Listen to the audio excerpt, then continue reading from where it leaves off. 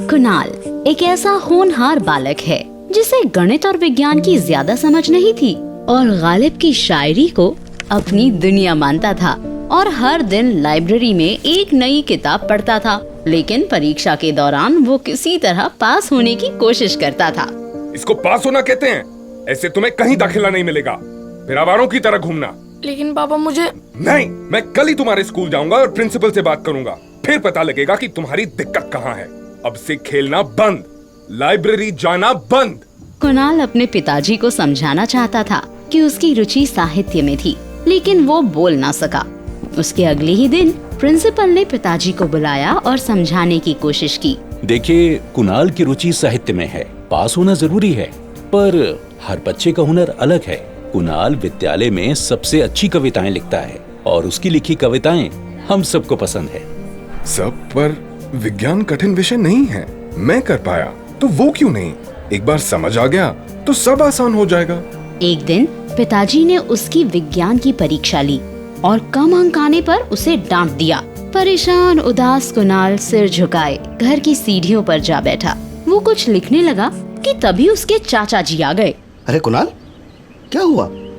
चाचा जी, मुझे गणित और विज्ञान समझ नहीं आता और पापा ने विज्ञान की परीक्षा ली जिसमें मैं फिर फेल हो गया। पापा बहुत नाराज हैं। देखो, तुम्हारी जिस विषय में रुचि है उसमें मन लगाकर पढ़ो और हार मत मानो। मैं बात करता हूँ भाई साहब से। ये फिर ऐसे मार्क्स लाया है। अब रावत जी के बेटे को देखो, दिन भर खेलते रहता है पर गणित में 100 में से 100 अंक लाता है, और एक ये जनाब है, हमें कहीं का नहीं छोड़ा।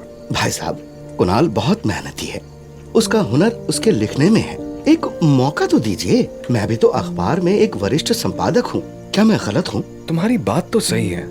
पापा उनकी बात बड़ी ध्यान से सुनते रहे और उन्हें समझ आने लगा। उसके हुनर को अनदेखा मत कीजिए, उसे बढ़ावा दीजिए। कुणाल की कहानी पूरे स्कूल में सुनाई जाती है। क्या पता कल वो अपने लेखन से देश को बदल दे। आपको भी उसका साथ देना चाहिए। तुम ठीक कह रहे हो। हम माता पिताओं को अपनी इच्छाएं छोड़कर अपने बच्चों के हुनर को बढ़ावा देना चाहिए।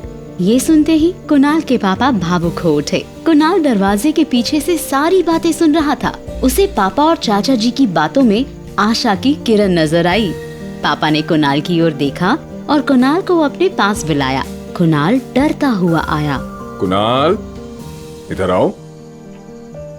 कुणाल बेटा, तुम्हारी जिन विषयों में रुचि है तुम उन्हें भी पढ़ो, साथ ही अन्य विषयों पर भी ध्यान देना। मैं तुम्हें अब कभी नहीं डांटूंगा, ठीक है?